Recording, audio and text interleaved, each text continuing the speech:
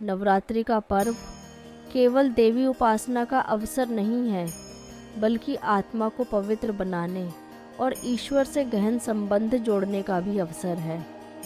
प्रत्येक दिन देवी के किसी विशेष स्वरूप की साधना आत्मा के अंदर सुप्त शक्तियों को जागृत करती है। नवरात्रि के तीसरे दिन माँ चंद्र घंटा की पूजा होती है। शिव शक्ति का यह स्वरूप शांति, शक्ति और दिव्य चेतना का प्रतीक है। यह स्वरूप आत्मा की आंतरिक यात्रा और परमात्मा शिव के साथ योग से मिलने वाली दिव्य शक्ति का परिचायक है। माँ चंद्र घंटा की पौराणिक कथा के अनुसार हिमालय की पुत्री पार्वती का विवाह भगवान शिव से हुआ। विवाह के समय भगवान शिव अपनी विचित्र वेशभूषा, शरीर पर भस्म, गले में नाग, हाथ में त्रिशूल और जटाजूट से अलंकृत के साथ बारात लेकर आए। यह रूप देखकर माता पार्वती के संबंधियों और देवगणों में भय और आशंका उत्पन्न हुई। उस समय माता पार्वती ने चंद्र घंटा रूप धारण किया। उनके मस्तक पर अर्धचंद्र के आकार की स्वर्णिम घंटा शोभित होने लगी, जिससे उनका नाम चंद्र घंटा पड़ा। माँ चंद्र घंटा का यह तेजस्वी और वीरतापूर्ण रूप देखकर शिवजी का उग्र रूप भी शांत हो गया और विवाह की विधि मंगलमय ढंग से संपन्न हुई। एक अन्य कथा में वर्णन है कि राक्षसों के अत्याचार से देवता जब व्याकुल हुए, तब माँ चंद्रघंटा ने सिंह पर आरूढ़ होकर युद्ध किया और असुरों का विनाश किया। उनके घंटे की ध्वनि से दुष्ट शक्तियाँ भयभीत होकर भाग खड़ी हुईं। माँ चंद्रघंटा को साहस, शांति और करुणा की देवी माना जाता है।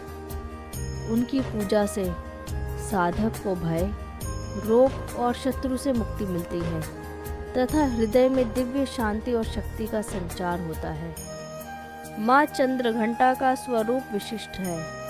माँ चंद्रघंटा के मस्तक पर अर्धचंद्र है और उनकी घंटी जैसी आभा से चारों ओर दिव्य कंपन फैलते हैं। उनके 10 हाथ हैं और प्रत्येक में शस्त्र आभूषण सुशोभित हैं। वे सिंह पर आरूढ़ होकर असुर शक्तियों का संहार करती है। यह स्वरूप दर्शाता है कि जब आत्मा परमात्मा से जुड़ती है तो उसमें अदम्य साहस, निर्भयता और आंतरिक शांति का संगम हो जाता है। चंद्र शीतलता और शांति का प्रतीक है, जबकि घंटा जागरूकता और चेतावनी का प्रतीक है। इसका तात्पर्य है कि साधक को मन की शांति बनाए रखते हुए हर क्षण सजग रहना चाहिए।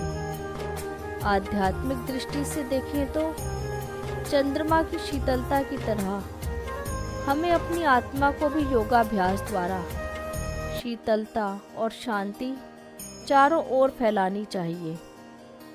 जब आत्मा परमात्मा शिव की स्मृति में स्थित हो जाती है तो मन के विकार शांत हो जाते हैं। यही अवस्था चंद्र घंटा की साधना का पहला संदेश है।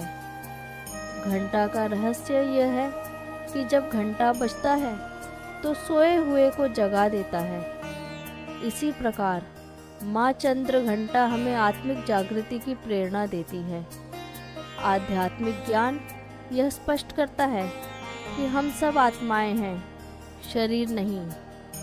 यह जागृति ही हमें विकारों की नींद से जगाकर सच्चे जीवन मुक्ति मार्ग की ओर ले जाती है। सिंह पर आरूढ़ माँ चंद्र घंटा निर्भीकता की प्रतीक है। योग की शक्ति से आत्मा भय, असुरक्षा और नकारात्मकता से मुक्त हो जाती है। राजयोग का अभ्यास ये सिखाता है कि वास्तविक सुरक्षा केवल ईश्वर के निकट होने से ही मिलती है। 10 हाथों में विविध शस्त्र व कर्म शक्ति का प्रतीक है। यह बताता है कि साधक को जीवन के हर क्षेत्र में संतुलित, समर्थ और न्यायपूर्ण कर्म करना चाहिए। योग युक्त कर्म ही साधक को सच्चे विजय की ओर ले जाता है। नवरात्रि के पहले दिन शैलपुत्री साधना आत्मा के आधार स्वरूप को दर्शाती है। दूसरे दिन ब्रह्मचारिणी साधना तपस्या और संयम की ओर ले जाती है। और तीसरे दिन चंद्रघंटा साधना आत्मा को जागरूक, साहसी और परमात्मा से शक्तिशाली बनाने का मार्ग दिखाती है। जब हम राजयोग के अभ्यास में बैठते हैं तो आत्मा के भीतर एक घंटा नाद होता है जो विकारों को बाहर निकालता है। शिव बाबा के स्मृति सागर में डूबे रहने से आत्मा चंद्रमा जैसी शीतल और शांति प्रदान करने वाली बनती है। काम, क्रोध, लोभ, मोह, अहंकार जैसे असुर तब शांत होते हैं जब आत्मा चंद्र घंटा की तरह निर्भीक और ईश्वरीय शक्ति से भरपूर बनती है। घंटा समय का भी प्रतीक है। संगम युग पर ईश्वर हमें स्मरण कराते हैं कि अब जागो, आत्मा का उत्थान करो और परम धाम लौटने की तैयारी करो। आज के दिन की अपनी साधना का व्यवहारिक स्वरूप ये होना चाहिए। अमृत वेले शिव बाबा को याद कर आत्मा को शीतल और शक्तिशाली बनाना। अपने व्यवहार, वाणी और कर्म से दूसरों को भी शांति और स्नेह का अनुभव कराना। हर विचार, बोल और कर्म में यह ध्यान रखना कि मैं आत्मा हूँ और परमात्मा की संतान हूँ। परिस्थितियों से डरने के बजाय उनका सामना करना और ईश्वर को अपना साथी मानना। अपने भीतर यह चेतावनी हमेशा रखना कि समय कम है, इसलिए आत्मिक प्रगति को ही प्राथमिकता देनी है।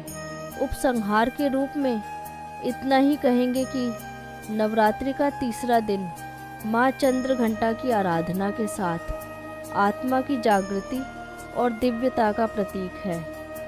यह दिन साधक को यह स्मरण कराता है कि शांति और जागरूकता के साथ परमात्मा से योग जोड़कर आत्मा अपनी सारी कमजोरियों पर विजय प्राप्त कर सकती है। माँ चंद्रघंटा का स्वरूप केवल बाहरी पूजा का विषय नहीं, बल्कि आत्मा की आंतरिक यात्रा का गहन संदेश है। यदि हम इस संदेश को जीवन में उतारें तो न केवल स्वयं के भीतर निर्भयता और शांति का अनुभव करेंगे, बल्कि संसार में भी दिव्यता और करुणा का प्रकाश फैला पाएंगे। आज की हमारी यह प्रस्तुति यहीं समाप्त होती है। यह प्रस्तुति आपको कैसी लगी? कमेंट्स में ज़रूर बताइएगा और अगर आप हमारे चैनल पर नए हैं तो हमारे चैनल को सब्सक्राइब अवश्य कीजिएगा। तो मिलते हैं अगले वीडियो में। धन्यवाद। नमस्कार। ओम शांति।